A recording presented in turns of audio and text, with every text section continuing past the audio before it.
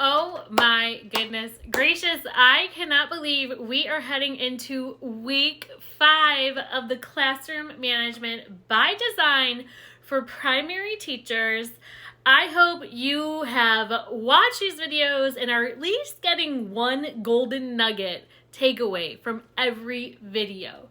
This week, week 5, we are going to focus on the classroom management component of building rapport and fostering community. And so we're going to take a deep dive into what that looks like. But holy smokes, how far have we come? We've come from week 1, just building that vision and values. And then we built it up with looking at what norms and expectations, our classroom layout, how all of this has to be in alignment to form the foundation for classroom management success. If you don't know me, allow me to introduce myself. I am Lauren Zvigan. I am the founder of Lesson Plan Toolbox with over 20 years of classroom experience. And I'm going to tell you right now, the fact that we're focusing on this positive classroom community this week, it is paramount for effective classroom management. And I know I probably sound like a broken record, but I'm telling you, each one of these pieces, we're trying to do a Lego style step-by-step kit for you so you can have that success for classroom management when you head back to school. But building the rapport with your students and promoting that sense of belonging and having that engaging community within your classroom. Building these activities to make this possible, these are the essential steps that you need in a 21st century classroom environment in order for every student to feel valued, in order for every student to be engaged. So, in this segment, week 5, I can't believe it, we are going to just dive deeper into strategies to help you and to support you in building the rapport and share some maybe new or innovative ideas and activities to help you promote that sense of belonging, that sense of community, that sense of inclusiveness in your classroom. So thank you again for being here, and just, I say this over and over again, but you have one of the toughest jobs that there are, and we are just so grateful that you're taking time out of your day to grow and foster and improve your teaching techniques. Okay, so my goal is to hopefully provide you with motivational techniques that will help you to cultivate that supportive and inclusive classroom environment and just, again, build friendships within your 4 classroom walls. Because in this day and age of technology, this isn't innate within our students anymore. They have to kind of be shown how to interact with other people and what's appropriate for school and how to build relationships. And, you know, for the most part, up until probably 5-10 years ago, this came naturally. It doesn't anymore. And that's why we're touching on this week as one of those foundational pieces to have you set up for your classroom. Okay, so let's just jump in and get started. Let's start with phase 1 of this whole process, which is understanding the importance of rapport. Building rapport with your students is foundational to creating that positive classroom community. Classroom culture. I really like using the word culture because that's ultimately what classroom management is. It's establishing your classroom culture. When your students feel connected to not just you as the teacher, but they feel connected to their peers, they are far more likely to be engaged and motivated and to be respectful to you and to their peers. Rapport fosters trust. Rapport fosters communication. And rapport, probably most importantly, fosters a sense of security, which each one of those pieces are so crucial for effective learning and for classroom management. Each one of those pieces. Okay? So how do we do this? What are some strategies, Lauren, that we can use to build this rapport? Okay, so let's talk about some key strategies for building rapport with your students towards you and with your students towards each other. First and foremost, probably no surprise, it's the personal connection piece. Beyond just learning your students' names, you want to take time to understand what each student's background is in your classroom. I would always have just a clipboard rubric with their names on it, and I would just like write down if they have siblings in the building, any kind of background knowledge, what sports they like, what interests they have, what hobbies they have, any experiences that they want to share with you. You're going to probably do activities at the beginning of the school year to find this out. But another suggestion you can do is start with a student of the week. And this is where you would spotlight or highlight a different student every week. And you could have them design their own poster. You could have them just share pictures, however you want to do this in your classroom. But they're basically just sharing their interests, their hobbies, and their unique qualities. It could be sports, it could be reading, it could be whatever it is that makes them them. Most students love to do that. Not every student. I encourage every student to do it, but sometimes I would have to be the one to share for that student. Just, be mindful, be respectful, and be in tune, but be supportive. Step 2 is active listening. You want to practice active listening by making eye contact, modeling, and responding thoughtfully to students' comments and questions.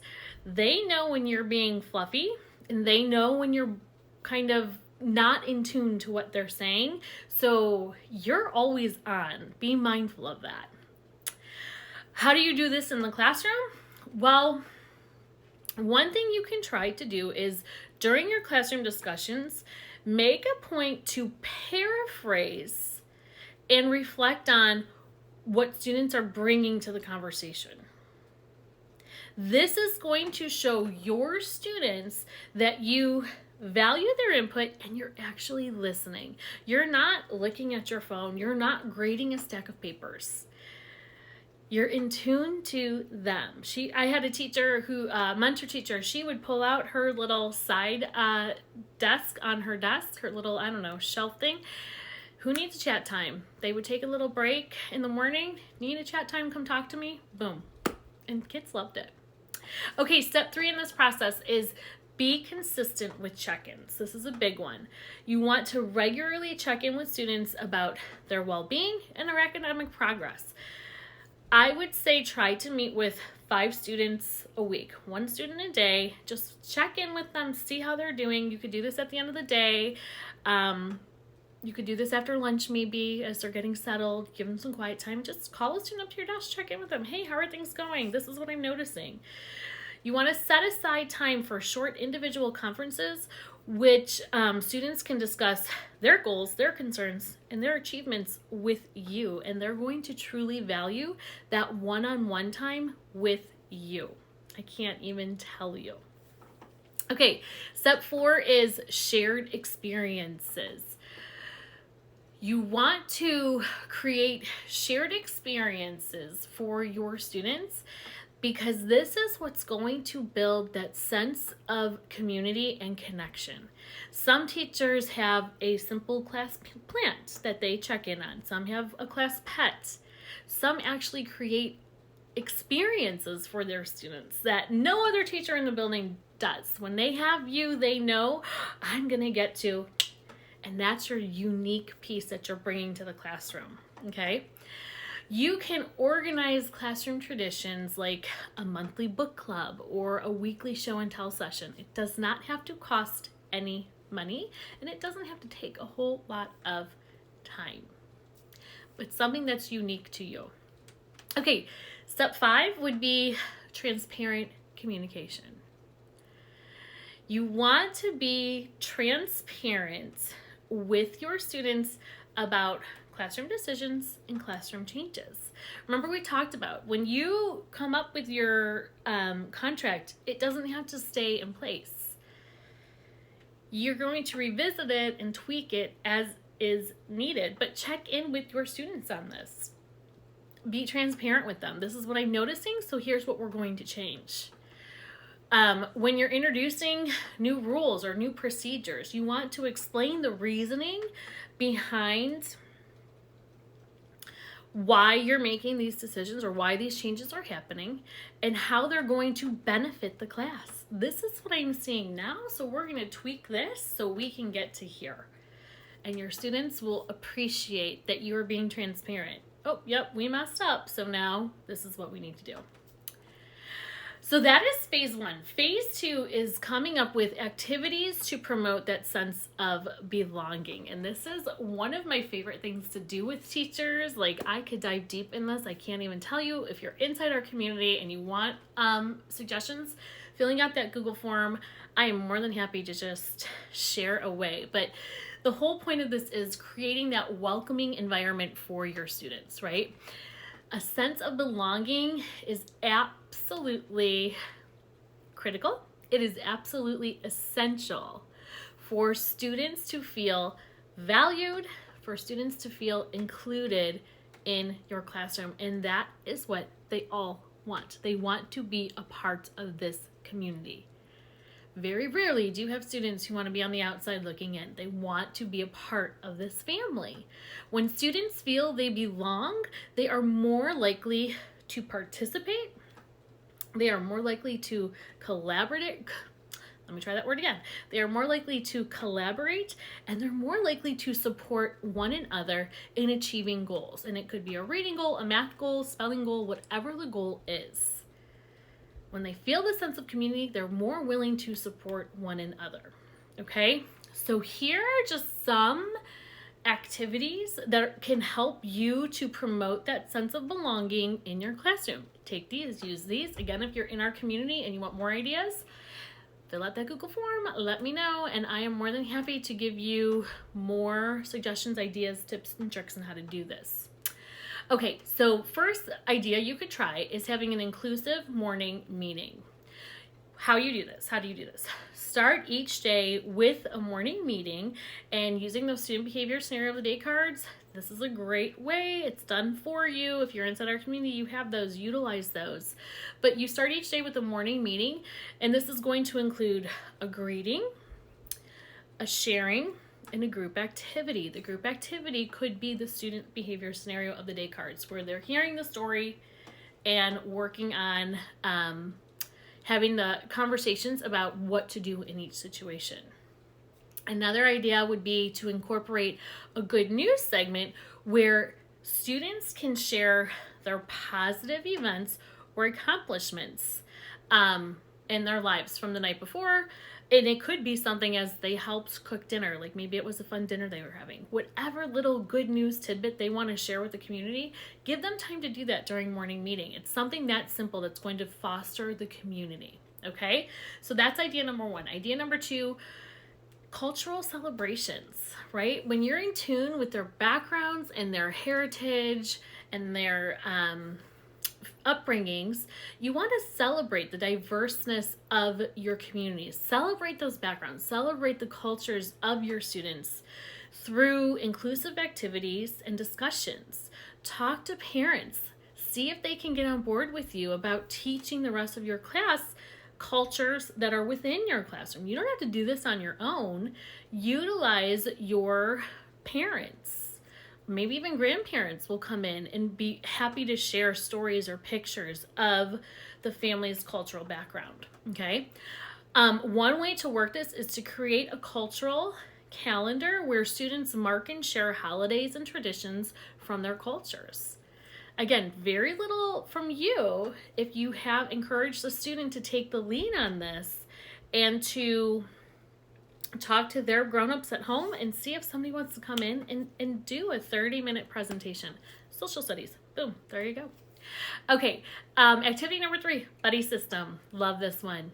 Implement a buddy system where students are paired with a classmate for support and collaboration. Okay, you probably are already doing this, but you want to be intentional about the pairings. Don't just try not to just count off 1, 2, 1, 2, 1, 2. Be intentional about the pairing. Pair students for activities and projects. When you're doing this, you want to pair students for activities and projects. You would rotate the partners regularly. That you wouldn't give them the same pairing every time, and this is just to help them foster new connections. So, but be intentional and, be mindful of behavior, because that one can be tricky. As lovely as it is, it can be tricky. So just be intentional. Okay, activity number 4, classroom jobs. I love this one. If you took our free quiz, you hear me talk about the onus of students and the responsibilities they should have in the classroom. So for this one, what you do is you assign classroom jobs that give students responsibility, accountability, and the sense of ownership. You should be doing this if you're a parent at home also. Starting in, I would say, 1st grade, they should have little chores, activities that they should be doing to contribute to your home community too. So for this one, you would create a job chart with different roles in the classroom. You would have a classroom librarian, possibly. You could have a technology assistant. If you have a plant in your classroom, maybe a couple plants, one of them could be the gardener or the garden keeper. But the idea is to allow students to take on the responsibility of the jobs, the tasks for those jobs, and they own it. If they're absent, then maybe you have, a sub for the day, but it is their duty to fulfill those tasks. Okay, number 5, the 5th activity you can do to build these rapports, affirmation stations. Set up if you don't do this already, and it could be kindergarten, it could be 3rd grade, but set up an affirmation station where students can leave positive notes and compliments to their peers. Just have Post-its or scrap paper even available. If they're in kindergarten, they could draw somebody a picture. And then what you can do is, I always had brown paper bags.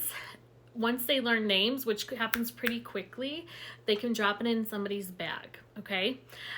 You could provide sticky notes and then just encourage students to write or draw, allow both, affirmations for each other.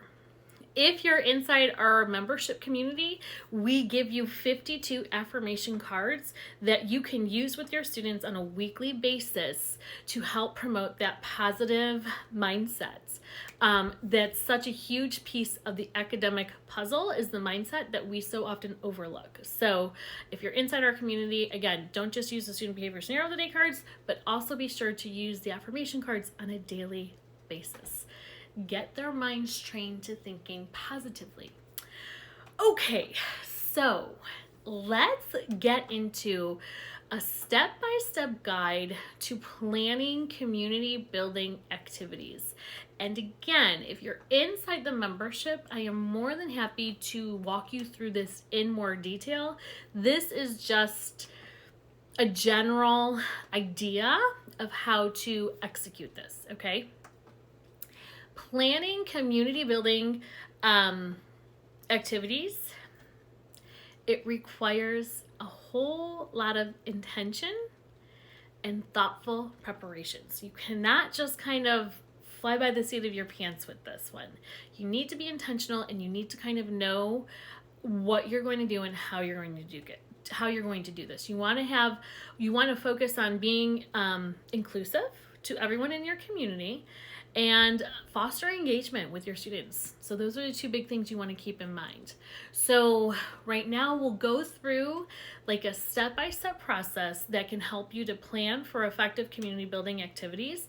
Take this, utilize this, share this with some teacher friends, especially if you're new and you've never done this before.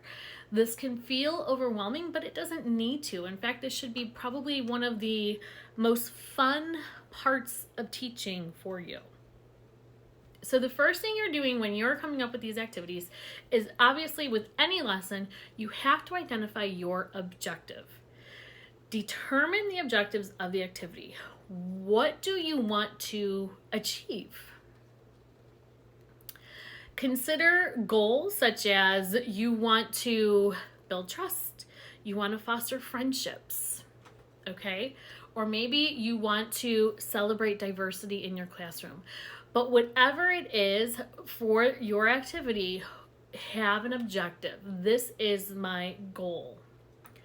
For example, if your goal was to build trust, you would want to find activities that require cooperation and communication.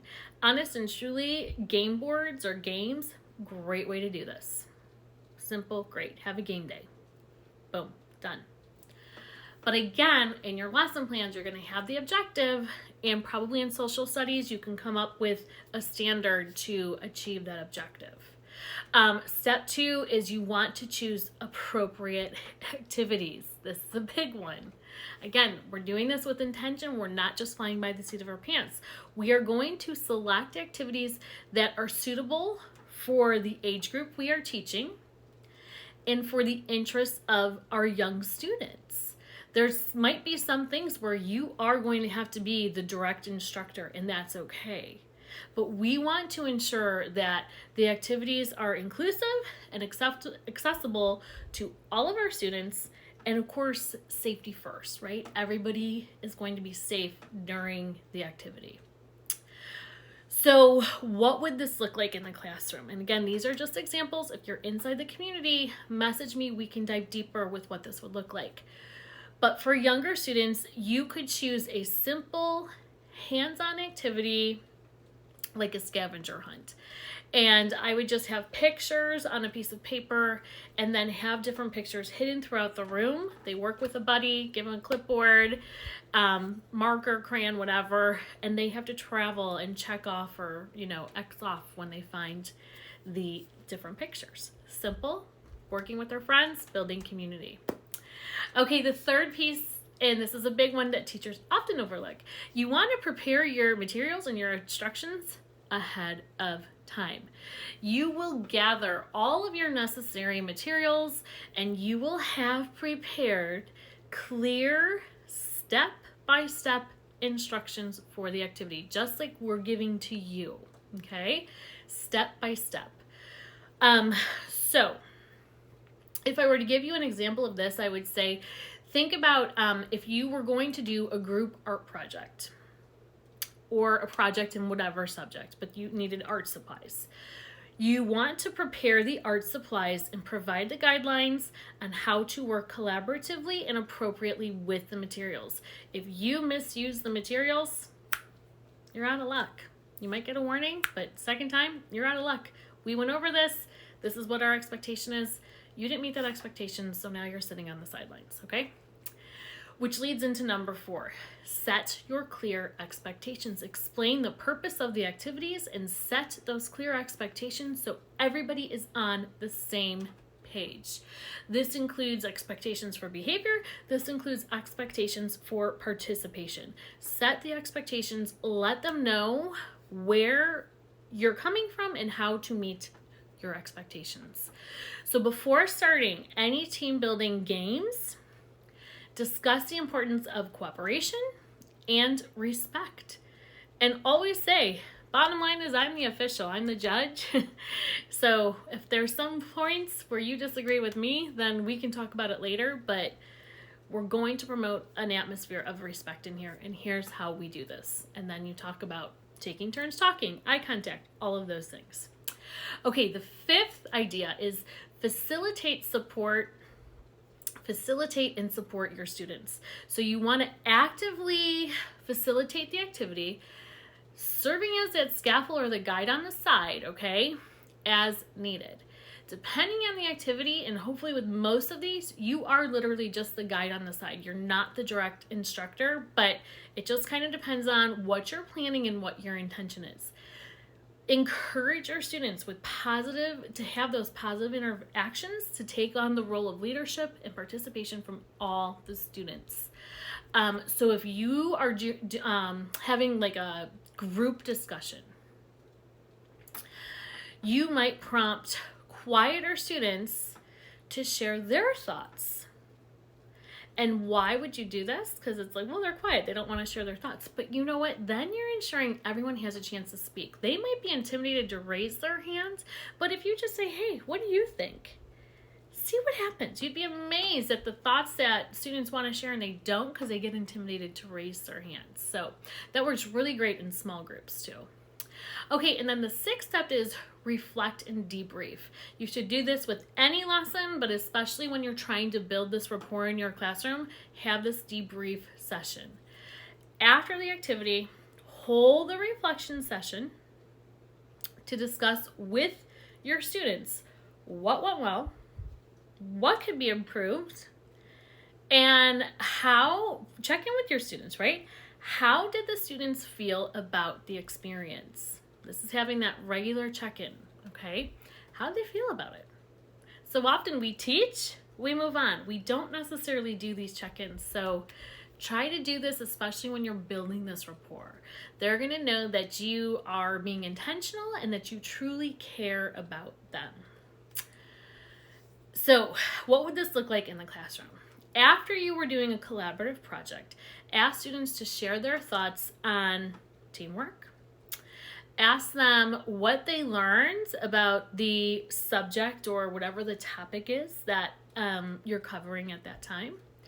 Ask them if they learned anything new about their classmates, about their friends in this room. I very rarely would use friends. I always like to use the word classmates because although you want them all to be friends, sometimes some of them feel like they have to be, and you don't want it to be forced. So I try to use the word classmates. Okay, so here are some activities that would foster this community building perspective in your classroom. You might already do these. Some of these might be new to you. And again, I'm going to say this for probably the third or fourth time. If you're inside our community and you need more ideas, reach out to me. But one great thing I did and I loved, classroom quilt. You have each student design a quilt square that represents them. Then you sew the squares together to create a classroom quilt. And I use the word sew. I believe you can go on to reallygoodstuff.com and they have no-sew quilts, or just look up no-sew quilts. It's tying knots, but they tie the knots, right?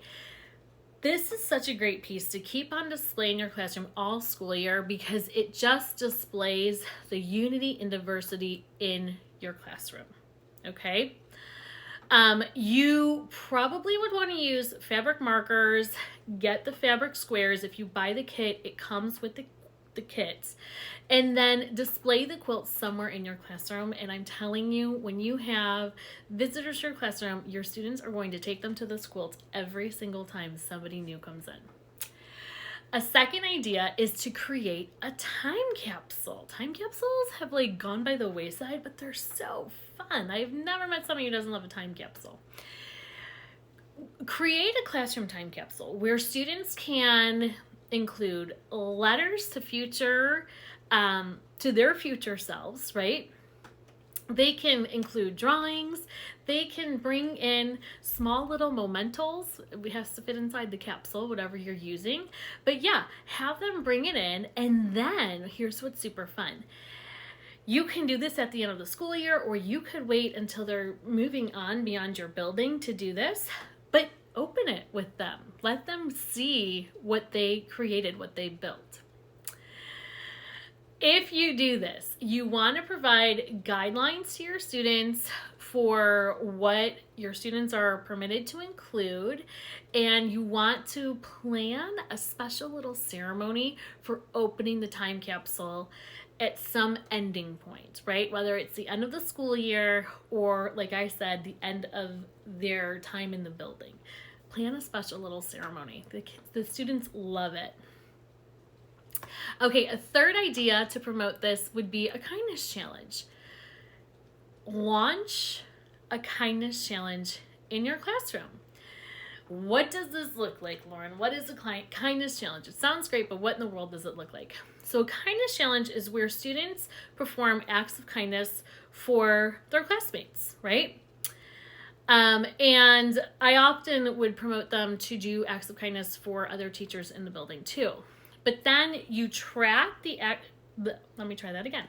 You track the acts of kindness on a bulletin board. So you would have like a bulletin board in your classroom, and you can have a list on your bulletin board of suggested acts of kindness, words today, and then celebrate your students' efforts regularly. At the end of the day, do a check-in.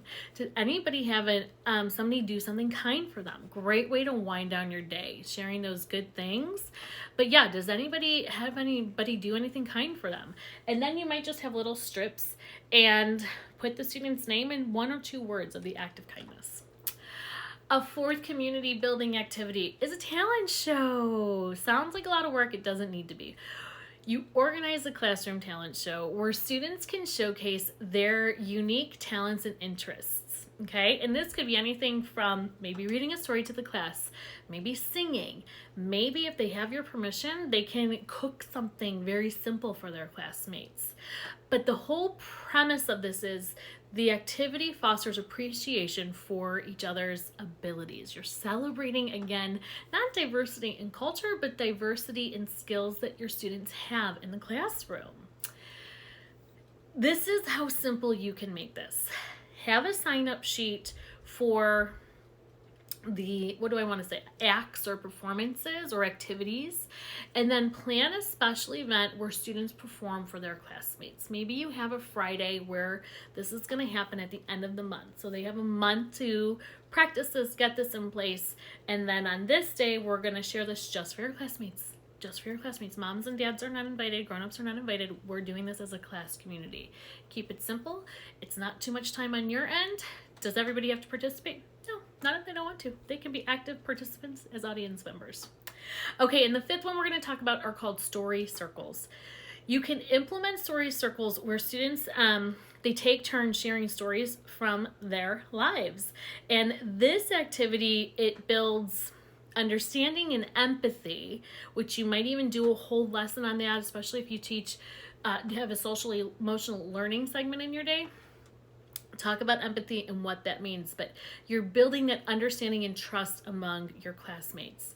So in order to do this though, you would have to set guidelines for respectful listening, respectful sharing, and then I always like to encourage students to ask questions and give positive feedback. Okay, let's take 2 questions and 1 positive comment. Just so that way the student who is doing the sharing, they understand that this is a safe place. Okay, I could go on and on about this topic. This is, again, one of my favorite things to help other teachers grow in because it's so impactful. And again, this is something that I just was amazing at as a teacher and knew intuitively what my students needed and how to achieve that. And I would find standards that would align to this, and we would do it during the classroom time. It was really nothing extra on my end. But just know that the positive classroom community is an essential piece for achieving classroom management success. Each one of these layers that we're covering are essential. They work together to lay your foundation. By building the rapport and promoting that sense of belonging and engaging in using innovative techniques and styles and community building activities, you are doing your due diligence to create that classroom environment, that classroom culture that teachers strive to do. And when you are a few years in, this is going to become so natural to you that people are going to walk by your classroom and say, how do you do it? And it's taking all of these parts and pieces, just taking new ideas even, and starting to implement them. It does not have to cost a lot of money, and it does not have to be a whole lot of time on your end with extras. Let the kids do the work for you, okay? If you're doing a talent show, let them take butcher paper, or poster board and create the background. What's our stage scene going to look like? They would love that, especially on rainy day recess.